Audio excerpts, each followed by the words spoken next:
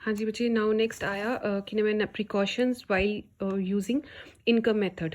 ठीक है, अब कहते हैं इनकम मेथड मतलब कमाई आ रही है, तो कमाई जब आ रही है उस टाइम भी हम some precautions are required to be taken कि क्या चीज़ें ध्यान रख रही है, कौन सी कमाई को नेशनल इनकम इंक्लूड करना है। जब हम लोग फॉर्मूला लगाते थे compensation of employees plus rent and royalty plus interest plus profit plus mixed income, है ना।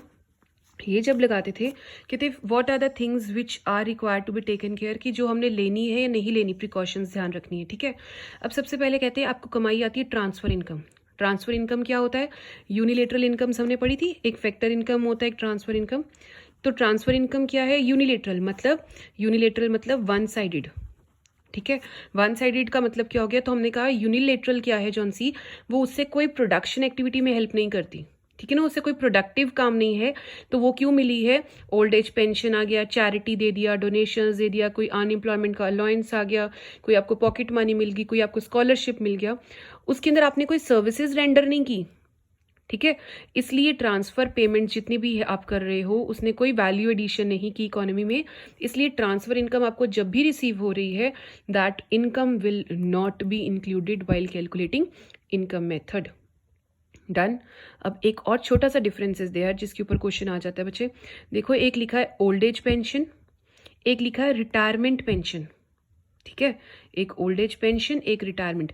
Old age pension is not included जब हम नेशनल इनकम कैलकुलेट करते हैं, but retirement pension is include, उसको हम इंक्लूड करते हैं because that is a part of compensation of employees. हम सोशल सिक्योरिटी बेनिफिट्स करते हैं, इसके अंदर लिखा होता है ना, तो हमने क्या कहा, रिटायरमेंट पेंशन इंक्लूड होगी जब हम नेशनल इनकम कैलकुलेट करते हैं, as these are the part of compensation of employees की कंपेंसेशन का पार्ट है। नेक्स्ट आया बच्चे इलीगल एक्टिविटीज। अब इलीगल एक्टिविटीज तो क्या है? गलत है, ब्लैक मनी वगैरह होगी। इलीगल एक्टिविटीज थेफ्ट हो गया, जैसे मैं एग्जांपल्स लिख देती हूँ, थेफ्ट हो गया, ब्लैक मनी हो गई। तो कहते हैं ये वाली इलीगल एक्टिविटीज क्या है?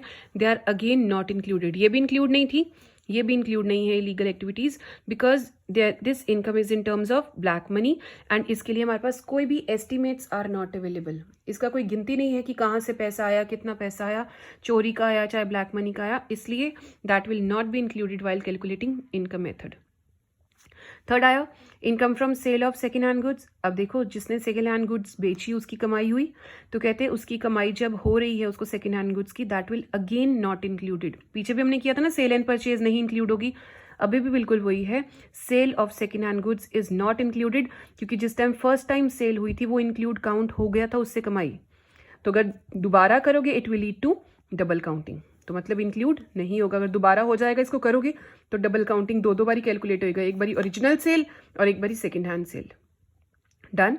लेकिन हाँ, हमने पिछले में भी किया था, कोई ब्रोकरेज है, कोई कमीशन आ रही है ब्रोकर्स को या कमीशन एजेंट को, उसकी सेल करने पे सेल कर दो, कोई प्रॉब्लम नहीं होगा, लेकिन जो ब्रोकर और कमीशन एजेंट को उनकी वो मिलेंगे, पैसे मिलेंगे सेल करने, क्योंकि उन्होंने कोई प्रोडक्टिव सर्विसेज रेंडर की, उनका तो काम ही यही है, तो उन्हें जो प्रोडक्टिव सर्विसेज रेंडर की दैट विल बी इंक्लूडेड। मैंने दोनों रेड लगाए हैं, इन दोनों पार्ट्स के अंदर इंक्लूडेड है, एक रिटायरमेंट पेंशन और कमीशन और ब्रोकरेज ऑन बाय ब्रोकर्स।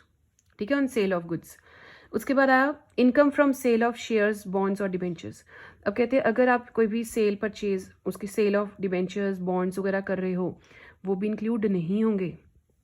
ठीक है, शेयर्स बॉन्ड्स डिबेंचर, क्यों? कहते हैं क्योंकि वो एक पेपर है, पेपर क्लेम्स हैं, है ना, कि पेपर क्लेम्स हैं मतलब कागज ही हैं, आपने सेल किया दूसरे के पास चले गए, दूसरे ने सेल किया तीसरे के पास चले गए, खाली उसमें टाइटल चेंज हो रहा है, मेरे नाम पे है वो आपके नाम पे हो गए, आपने सेल किए तीसरे के नाम पे हो गए।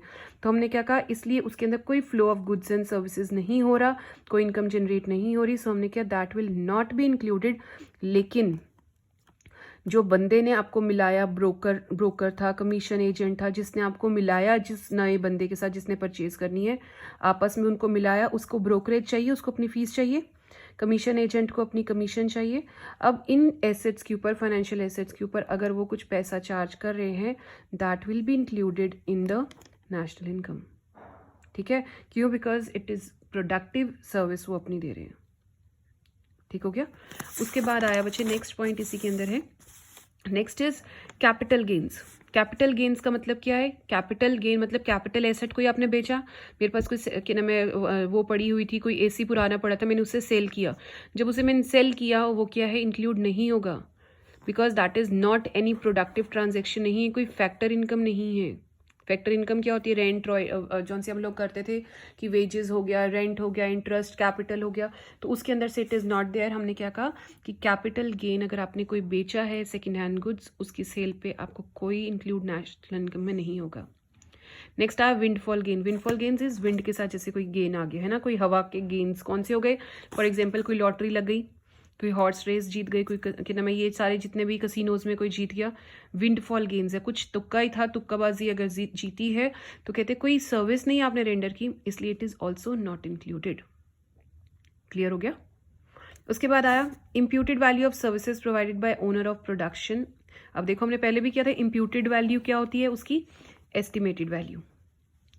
अब कहते हैं कोई भी ओनर ने अपनी घर उसका है, ओनर ऑक्युपाइड हाउस है, या उसकी अपनी सर्विसेज हैं, उसने उसकी वैल्यू जब एस्टिमेट की, सेल्फ कंजम्पशन करा उसकी वैल्यू, लेकिन जब इंक्लूड करा, चाहे उसका अपना हाउस है, अपने हाउस की वैल्यू इंक्लूड कर रहा है, या अपनी कैपिटल की देख रहा है कि मेरी वैल्यू कितनी आनी थी, कि मेरे पास जो कैपिटल पड़ी उसकी वैल्यू कितनी है अगर मैं इंटरेस्ट पे चढ़ाता, वो सारी चीज़ों की। और प्रोडक्शन फॉर सेल्फ कंजम्पशन, अगर वही प्रोडक्शन खुद कंज्यूम कर रहा है, वीट वाली एग्जांपल जैसे मैंने वैल्यू एडिड में दिया था, घर पे वीट की आपकी फैक्ट्री है, मार्केट में तो वीट सेल करनी है, आप घर वालों के लिए अपनी फैमिली को भी फीड कर रहे हो, तो हमने कहा ये क्या है? प्रोडक्टिव एक्टिविटीज है, इसलिए वो क्या है? गुड्स एंड सर्विसेज के फ्लो में ऐड होंगी। Imputed value is always added. पिछले वाले में भी था, वही सेम ही लिखना, एक्सप्लेनेशन भी सेम है। ठीक हो गया? नेक्स्ट आ गया payment out of the past savings. अब कहते हैं अगर आपकी कोई पास्ट में आपने सेविंग्स की हुई हैं, फॉर एग्जाम्पल आपने कोई गिफ्ट टैक्स रखा हुआ है, या अगर आपको कोई आपकी प्रॉपर्टीज पुराने कागजात वगैरह पड़े हुए हैं, तो हमने कहा उसके साथ कोई भी आपकी पास्ट सेविंग नहीं, वो आपकी पुरानी पास्ट सेविंग्स हैं, कोई current flow of goods and services के अंदर दैट इज नॉट इंक्लूडेड, इसलिए हम लोग क्या कहते हैं कि that will not be part of national income.